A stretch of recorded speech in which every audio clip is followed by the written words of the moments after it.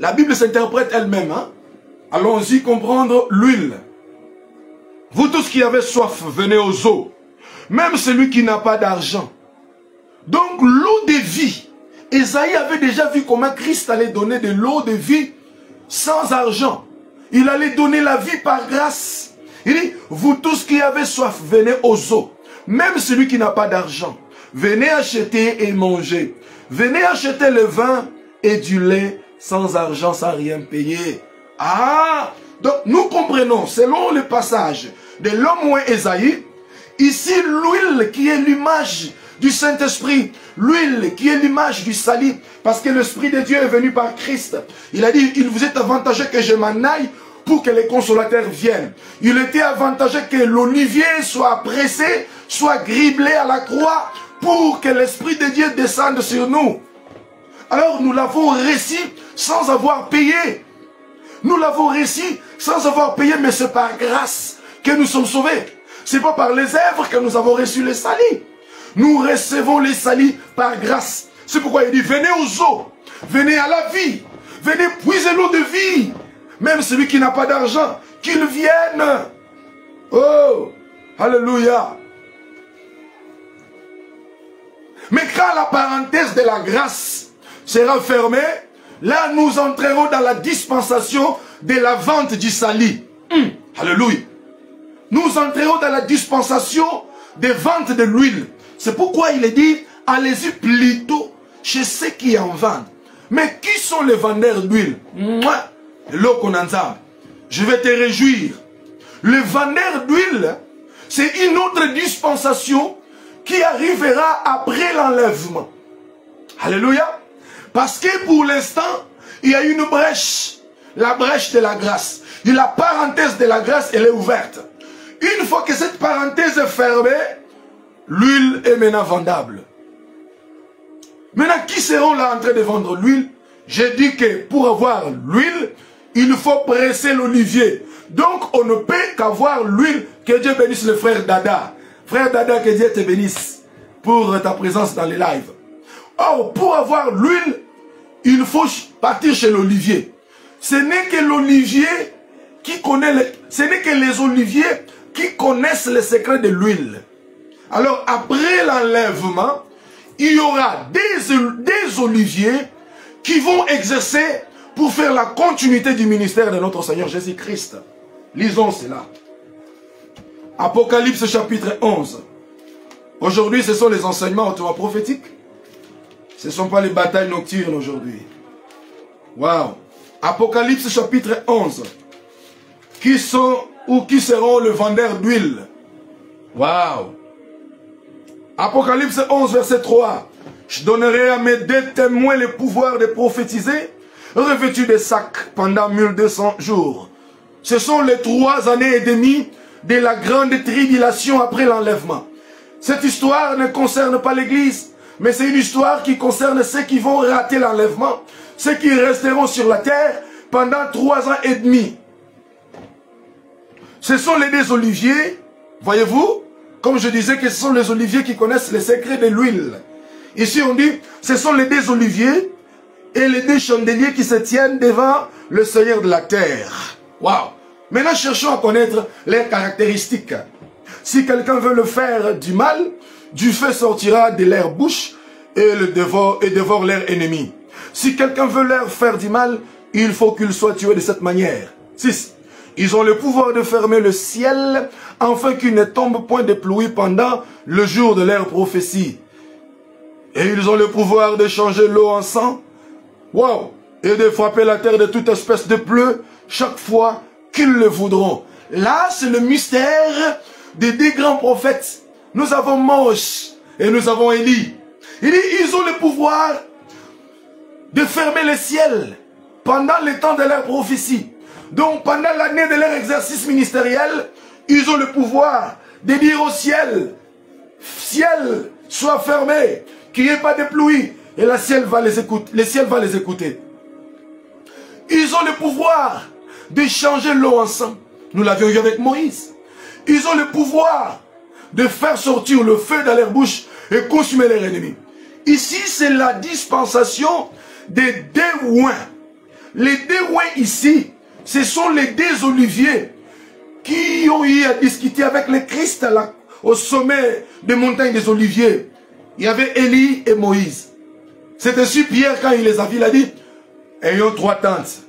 L'un pour toi, Seigneur, l'un pour Élie et l'autre pour Moïse. Voyez-vous, ce sont les deux ouins. Ce sont les deux oliviers. Après l'enlèvement,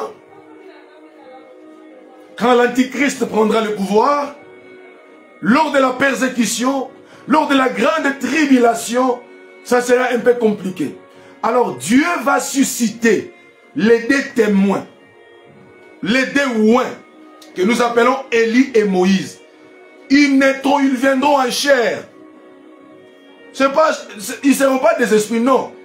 Ils viendront en chair humaine. Élie et Moïse. Ils auront des costumes, des chaussures, des bibles.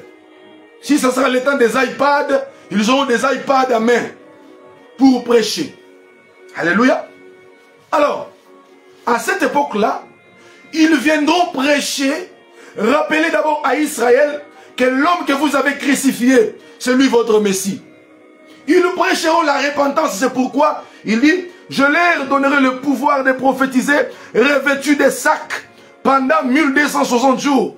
Pendant les 1260 jours, 3 ans et demi, les deux ouins auront le travail de prêcher la repentance nationale en Israël, afin de dire au peuple, l'homme que vous avez crucifié là, c'était lui votre Seigneur.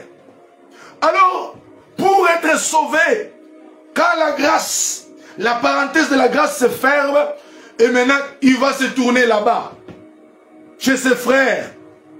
Alléluia. Parce que Joseph, il ne pouvait pas se révéler à ses frères dans la présence de sa femme. Il a d'abord fait sortir sa femme à l'extérieur et il s'est révélé à ses frères. Joseph ne se révèle jamais à ses frères en présence de sa femme. Non, non. Il faut que la femme sorte. Quand la femme sort dehors, c'est le mystère de l'enlèvement. C'est le mystère de l'enlèvement. Elle sort dehors et Joseph va se révéler. Au moment où je vous parle, Joseph ne s'est pas encore révélé. Joseph est encore avec son épouse, les nations. Le mystère de la grâce est encore avec nous. Ses frères sont dans les tourments. Yosef va se révéler quand l'épouse de Yosef, l'épouse de Sephnat Panéa, qui s'appelle Aznat, va quitter la maison de Yosef pour l'extérieur. Et là, Yosef va se... Mais comment il va se révéler? Parce qu'à cette époque-là, les autres nations n'avaient pas le signe de la circoncision. Pour reconnaître que Joseph était leur frère, Joseph devait se déshabiller pour qu'ils voient les signes de la circoncision. Qu'on voit que Joseph, il a été circoncis. Parce que l'alliance de la circoncision n'était que l'alliance que Dieu avait conclue avec Abraham. Mando Sobra. C'est pour cela que Joseph ne peut pas se révéler à ses frères devant sa femme. Mamma mia. Alors quand la femme sort, c'est le mystère de l'enlèvement. Quand l'église est enlevée, alors Joseph moderne, qui est le Christ, va se tourner vers ses frères. Oh, alléluia. Alors il a enlevé le vêtement. Il a dit, je suis votre frère, je suis Joseph. Alors ils ont pleuré. Joseph se jeta au cou de Benjamin. Le frère, le fils de sa mère, il a embrassé ses frères. Là, c'est la réconciliation. Quand il pleure, c'est la repentance. Ils vont dire que nous l'avons livré, nous l'avons vendu, alors qu'il était notre frère. Et Israël aussi, après le ministère d'Élie et de Moïse, ils se diront entre eux, vraiment, nous sommes coupables. L'homme que nous avions crucifié, que nous avons pendu au bois, il est notre Messie. Alors, la Bible déclare dans Zacharie, ils pleureront comme on pleure sur le fils unique. Wouh! Alléluia! Et maintenant, à cette époque-là, le mystère de la rédemption, du salut, pour être sauvé, il faudra écouter Élie et Moïse. C'est ça le mystère des vendeurs des huiles. C'est ça le mystère des vendeurs d'huile, devrais-je dire.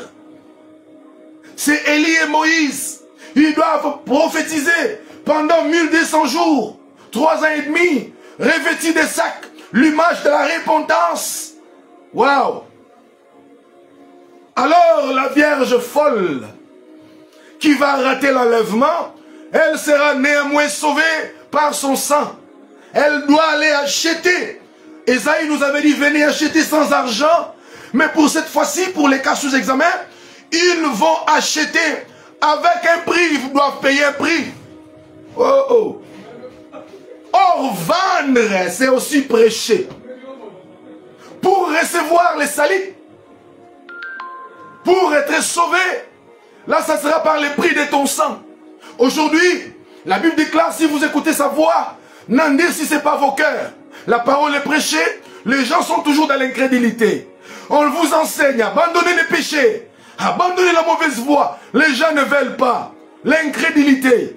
L'apôtre dit dans l'épître aux Hébreux, si vous entendez sa voix, n'en dire si ce n'est pas vos cœurs. Aujourd'hui, l'huile est gratuite.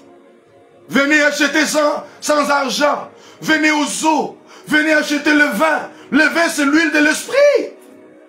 Actuellement, la grâce, elle est gratuite. Viens. Viens prendre l'huile sans avoir payé.